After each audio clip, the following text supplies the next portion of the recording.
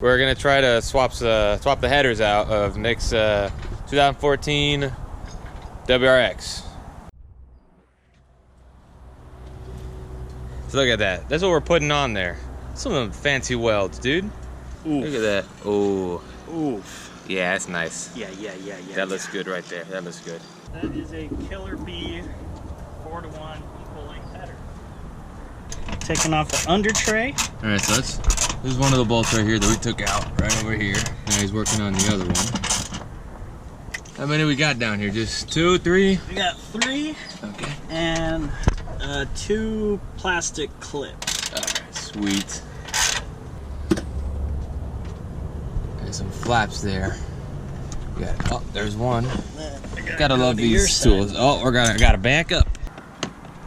It's my phone, my head, so just bear with me. So it's a clip right there. Oh. So, and that's it. Yeah, we're good. I'm a little worried about those header bolts. Yeah, so looking a little rough. Because we have to take these off to get to the actual. So the header bolt is literally there. Oh, and so we got to take. Obviously. Oh, that looks kind of rough. Yeah.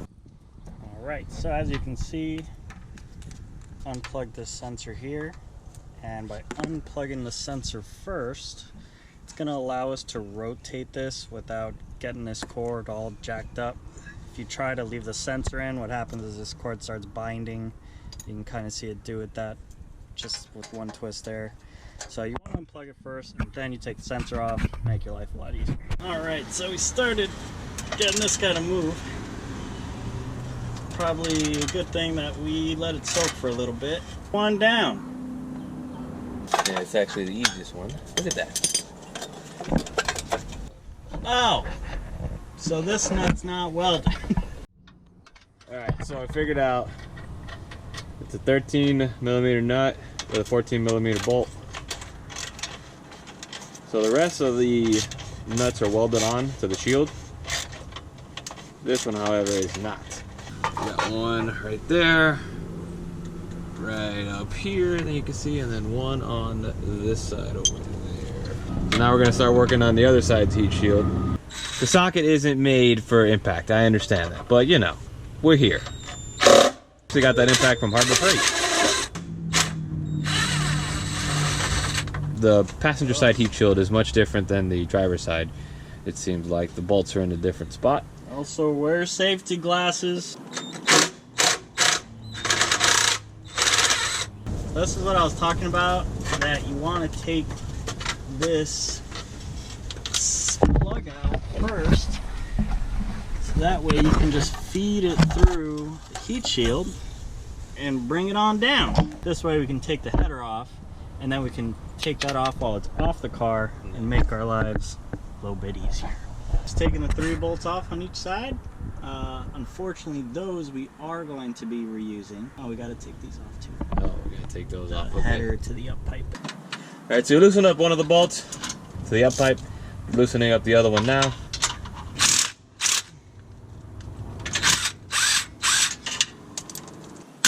Oh! Well, that still works. So this thing is really starting to suck. Oh. Yeah. So if you plan on taking an O2 sensor out, you should probably get a spanner wrench. Then there's a Subaru O2 sensor. Well, you said we can get the impact in there now, right? Should be able to.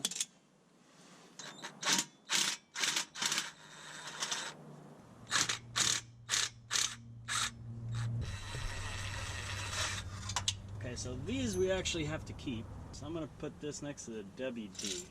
And I got my 3 over here. I doubt this. I think this thing is pretty on there, and it's gonna kind of suck to take this off. Now we're replacing those ugly, disgusting, nasty stock stuff with that beauty right over there. So next, cleaning up a little bit underneath. Trying to get some gunk off. We're getting the gaskets ready. These gaskets are from Grim Speed High Performance Sealing Technology. Good to go, brother. So I was asking Nick over here, you know, because I'm looking at the two of them, they look quite different. So he was explaining to me that these are equal length headers.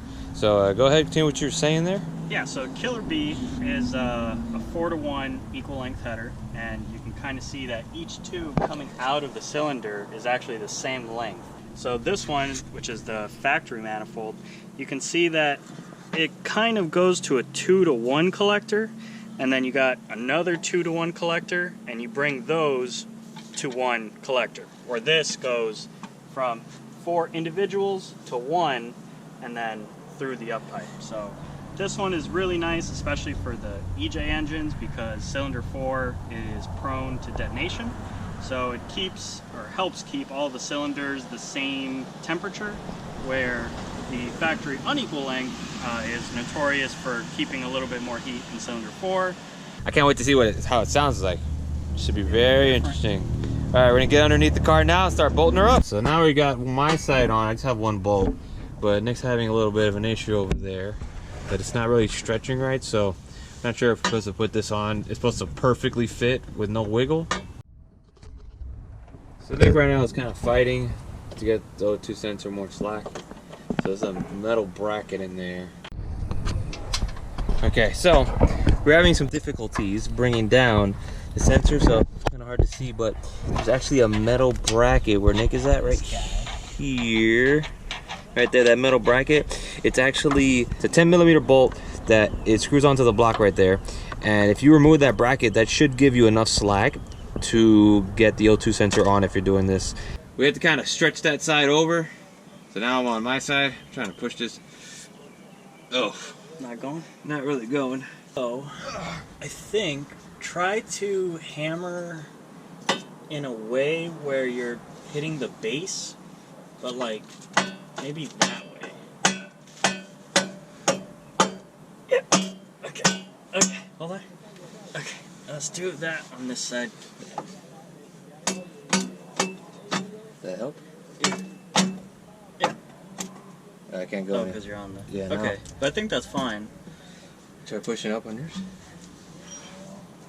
Oh. Oh! Are you in? I'm in, baby. Woo!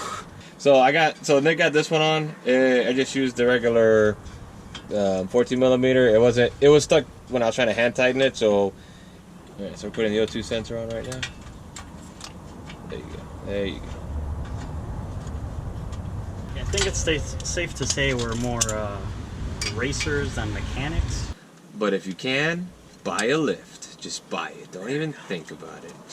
That's plenty out of the way. I think we're good, brother. Okay, now we're gonna start. What do you think we should tighten first? I think you want to do the headers first, because that'll bring this closer together by itself. That is true. Dude, where's your lava wraps, bro? Why didn't you lava wrap your headers, dude? I did a lot of research. I talked to a lot of people, and I decided that I was not going to wrap them. Ceramic or bust? Ceramic or bust, everyone. You heard it here. Also, if you can't hear, that's thunder in the background. So Nick better hurry it up, because if it starts raining, we don't have a tent.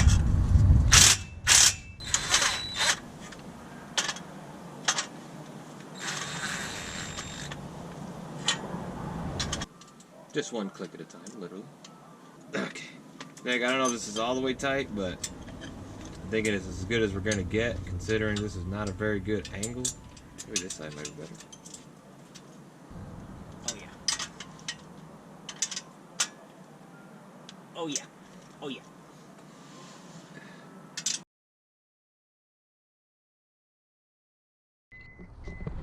So it started raining, so we had to kind of hurry up and skedaddle, but pretty much got the header on, all the bolts on. Now we just got to go in and put the splash guard back in, and we'll be good to go.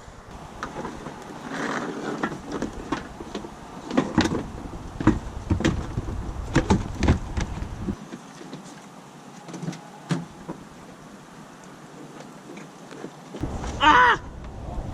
Sorry. Man down. I got water in my eye hole. Oh, well.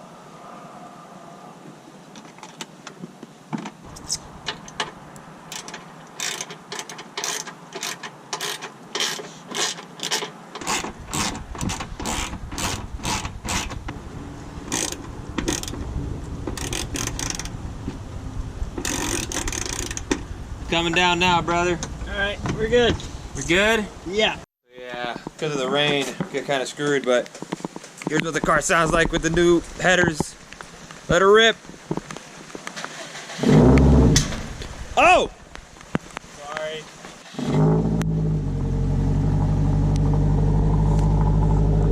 Ugh.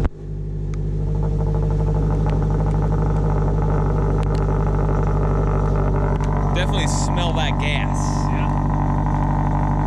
Oh, it's loud. Definitely loud. It's louder. As soon as it starts to warm, when it gets that higher RPM, it's louder.